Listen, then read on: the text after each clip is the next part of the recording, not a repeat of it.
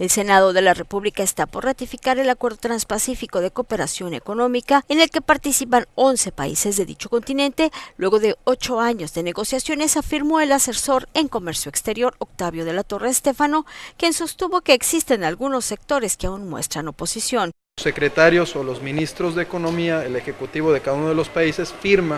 el acuerdo, pero tiene que ser ratificado por el Congreso, por el Senado. Entonces mañana va a haber una discusión muy interesante, hay posiciones encontradas, hay cosas que son muy buenas porque es un acuerdo que es modernista, que es progresista, que incluye conceptos relacionados con las pymes, con minorías, comercio electrónico, trae una serie de conceptos que vienen a modificar la forma en la que vemos nosotros los acuerdos. Es un acuerdo que en principio Estados Unidos se encontraba dentro del mismo, es una alternativa porque tenemos un acceso a mercado muy interesante, de más de 495 millones de habitantes, se establece que son 155 millones de consumidores, entonces es atractivo. Ahora, ¿qué características tiene? Bueno, pues también el Océano Pacífico y las vías de comunicación que podemos tener con estos países y el acceso que podemos tener a los mercados. Calzado, textil y lácteos. O sea, son los que están con una posición de resistencia al acuerdo, porque establecen que les puede vulnerar y es algo que hay que escuchar, porque son sectores en particular que ellos tienen sus propias conclusiones.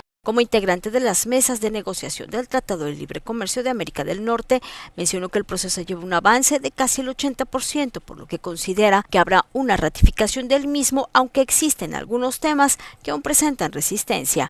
Ha habido una serie de manifestaciones positivas de los mercados, incluso de los ministros, en cuanto a que hay un 80% de probabilidades de que este tratado se cierre, o sea, se mejore, se concluya la negociación y se lleve a cabo la modernización. Hay temas que desde el inicio de las rondas eran coyunturales y que incluso llevarían a una situación de impasse en competitividad de los tres países, como son cuestiones que están vinculadas a las reglas de origen en sector automotriz, algunas situaciones de manera particular en tema textil, cuestiones laborales,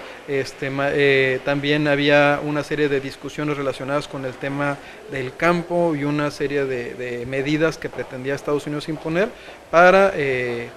medidas estacionales a productos del campo mexicanos, ¿no? Y había otra de manera particular que tenía que ver con la solución de controversias y una cláusula de extinción que se pretendía que cada 5 años se tuviera que ratificar la voluntad de los tres países para que se mantuviera el acuerdo. Esas son las partes que han estado más polarizadas dentro de la negociación. En este sentido, destacó que aún no hay un plazo límite para que se logre el acuerdo concerniente al Telecán. Sin embargo, reconoció que el tema político electoral influye para presionar los tiempos, además de que aún se revisa el asunto relacionado con el incremento a los sueldos en nuestro país, como lo demanda Estados Unidos y Canadá. No hay un tiempo, nunca ha existido un tiempo dentro del acuerdo que diga vamos en tanto tiempo a sacarlo. No existe nada que te limite las rondas y las reuniones. Hay una situación de apresuramiento en cuanto al cierre por las condiciones de elecciones tanto en Estados Unidos como en México como en Canadá que se avecinan,